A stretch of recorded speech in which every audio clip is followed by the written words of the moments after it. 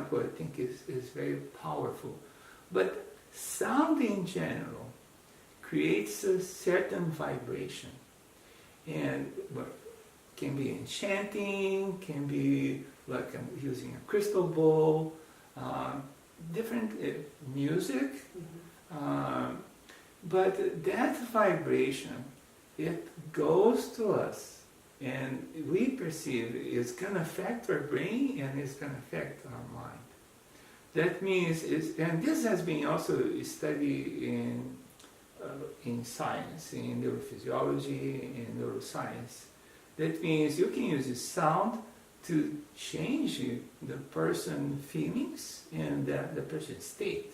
For example, you can treat a depression and with a form of sound, for example, and make the person feel better. And what's the time effect on that? Is it just in the moment while the sound is playing, or is there most of the time it is moment, but is everything that can be moment bring you new experience. That means you can revert that to a more long-term change. Once you That's know it's something possible, very important. once you've It is possible. been there. It is. And I think it happens. That's why we use sound therapy. Wow. Because that will bring changes at the moment.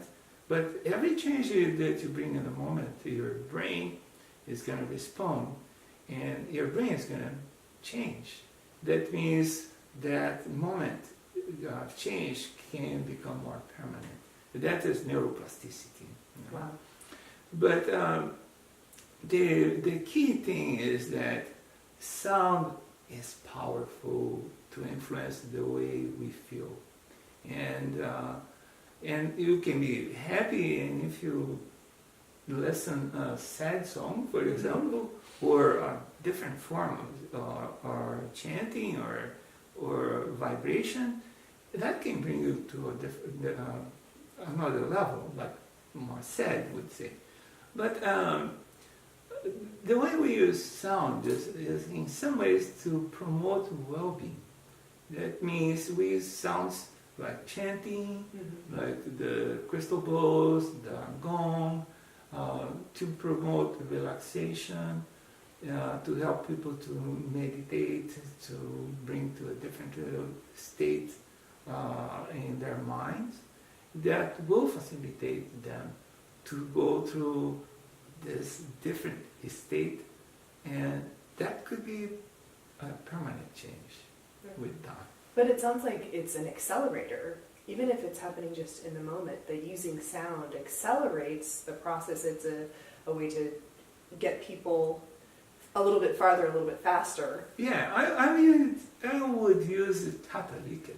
Yeah, catalytic. A catalyst? Yeah, because what that sound can do in the brain is can open up pathways that would be catalytic. And can literally open? Literally, well, when that sound can change or how we are feeling and our emotions. And emotion, and when we are talking about emotion, we are talking about brain. Emotion is brain. Feeling is mind. Okay. When you are able to be aware of your emotions, you have feelings. Sure. If you are not aware about your emotions, there's no feeling. You might have symptoms. No? But that's where the sound is important, because the sound, it will reach, for example, an area in the brain that is the limbic system that is related with emotions, and can change how that system is working. Wow. That means can change the neuroplasticity of that system, can open up pathways that, for example, might be, I sometimes use the example of clog. I use pathways in the brain like highways in your highway system, that sometimes the traffic is not jammed, but the pathway is there. And then you can improve that pathway in many ways. And you improve with medication, you improve through sound, you improve through meditation.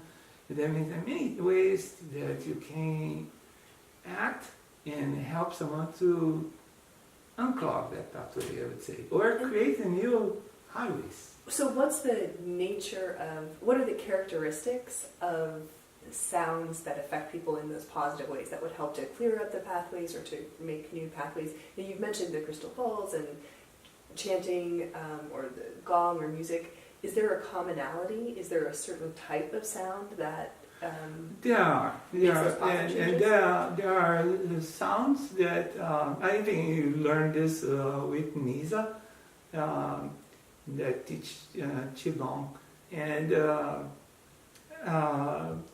you can use some sounds that will make a vibration in your chakras. Ah, okay.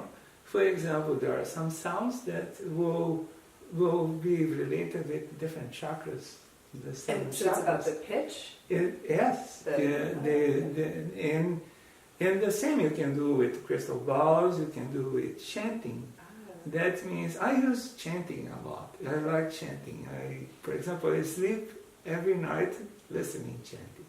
Okay. And I like that. That brings me to a different place and a space in terms of mind, and I relax. I usually sleep like much faster than the chanting. It keeps going and I'm already sleepy. Wonderful. But that's the power of chanting. And like when I meditate, I do much better when I'm chanting. Mm-hmm. That I use chanting to concentrate more. And concentrate is not quite the right, because then you will force yourself. Mm-hmm. But I use chanting to facilitate, I would say. Sure. To get to that level where I'm more present and with the moment, Mm-hmm. and stay present, and then be open to what can happen. Wonderful. Yeah.